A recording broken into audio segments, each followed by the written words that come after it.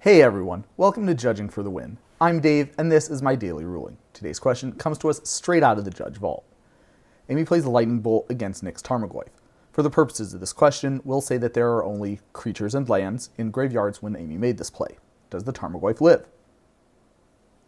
Well, the first thing that I want to point out is that Tarmogoyf's ability that sets its power and toughness is a continuous effect.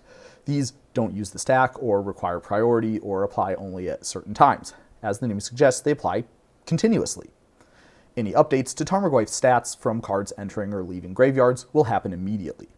Contrast this with the game putting lethally damaged creatures into their owner's graveyards. It is a state-based action, and those only happen at specific predefined times, namely anytime a player is about to get priority and also at the end of each turn during the cleanup step. The last important piece of information we'll need to answer this question is that when an instant or sorcery spell resolves, you follow all of its instructions, and then, after that, you put it into its owner's graveyard. With this, let's examine exactly what will happen in the situation from the original problem statement, step by step. First, Lightning Bolt will deal 3 damage to Tarmogoyf. The Tarmogoyf is lethally damaged at this point, but remember, state-based actions are only performed at certain times. Then, since all the instructions for Lightning Bolt have been completed, it's put into its owner's graveyard.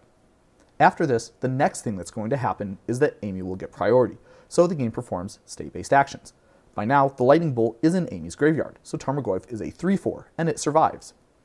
The situation would play out exactly the same way if Nick had played a Last Gasp instead of a Lightning Bolt. The Tarmogoyf would become a -1/0 while Last Gasp was resolving, but would be a 0/1 by the time state-based actions are actually performed, since Last Gasp will be in the graveyard by that time. Let's close out with a challenge question to test your understanding. We'll have the same setup as our original problem statement, but Nick wants to kill Amy's Tarmogoyf with a Strangling Soot, which he's playing from his hand. What happens?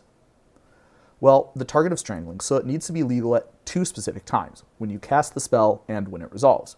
There's no problem with the target at the time Strangling Soot is cast, since Tarmogoyf is a 2/3 at this point.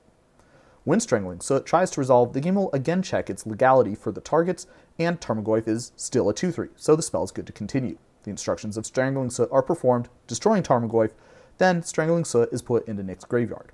If Tarmogoyf were still in play at this time, it would be a 3/4, since there's now an instant, but the Strangling Soot doesn't go into the graveyard until after Tarmogoyf is destroyed, so that's no help.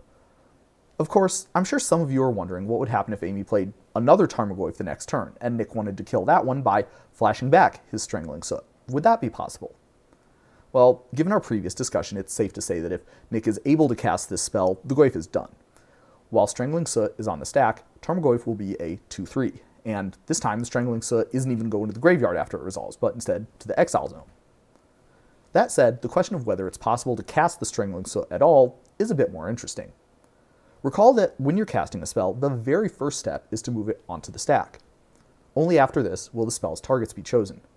Because there are no instants at the time that choice is made, the Tarmogoyf would be a 2/3 and thus a legal target for Strangling Soot. So this Goyf would die too. Just be careful if you want to try this play out yourself. Because of how the stack works, if Amy responds to the Strangling Soot in either of these examples with an instant of her own, Amy's instant would hit the graveyard before Strangling Soot resolved, potentially creating a huge blowout.